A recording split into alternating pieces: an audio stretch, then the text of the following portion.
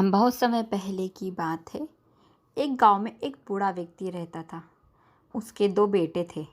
बूढ़ा वस्तुओं के उपयोग में मामले में बहुत कंजूस था और उन्हें बचा बचा कर उपयोग किया करता था। उसके पास एक पुराना चांदी का पात्र था। वह उसकी सबसे मूल्यवान वस्तु थी। उसने उसे संभाल कर संदूक में बंद कर रखता था।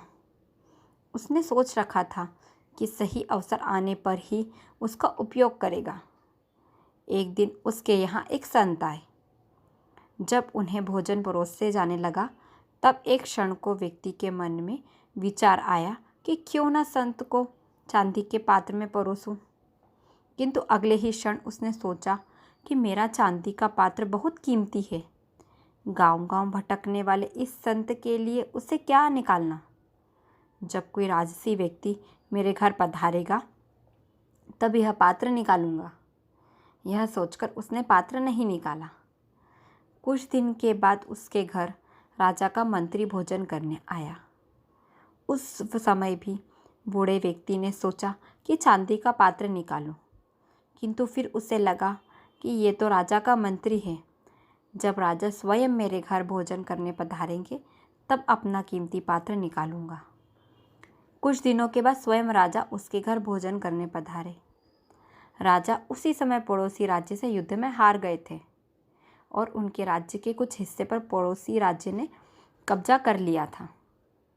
भोजन परसते समय बूढ़े व्यक्ति ने सोचा कि अभी अभी हुई पराजय से राजा का गौरव कम हो गया है। मेरे पात्र में कितनी गौरवशाली व्यक्ति को ही भोजन परोसना चाहिए।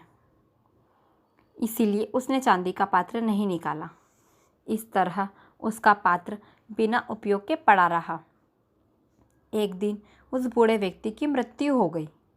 उसकी मृत्यु के बाद उसके बेटे ने उसका संदूक खोला। उसमें उसे काला पड़ चुका चांदी का पात्र मिला। उसने वह पात्र अपनी पत्नी को दिखाया और पूछा, इसका क्या करें? पत्नी ने काले पड़ चुके पात्र को देखा और मुंह बनाते हुए बोली, अरे इसका क्या करना है? कितना गंदा पात्र है। इसे कुत्ते का भोजन देने के लिए निकाल लो। उस दिन के बाद घर से पालतू कुत्ते को उस चांदी के पात्र में भोजन कराने लगे। जिस पात्र को बूढ़े व्यक्ति ने जीवन भर किसी विशेष व्यक्ति के लिए संभाल कर रखा था, अंततः उसकी यही गत हुई। इस कहानी से हमें यही सीख मिलती है कि किसी वस्तु का मूल्य तभी है जब वह उपयोग में लाई जा सके। बिना उपयोग के बेकार पड़ी कीमती वस्तु का भी कोई मूल्य नहीं है। इसलिए यदि आपके पास कोई वस्तु है तो यथा समय उसका उपयोग कर लें। धन्यवाद। इसी तरह की रोचक कहानियाँ सुनने के लिए हमारे चैनल को लाइक, शेयर एंड सब्सक्राइब करें।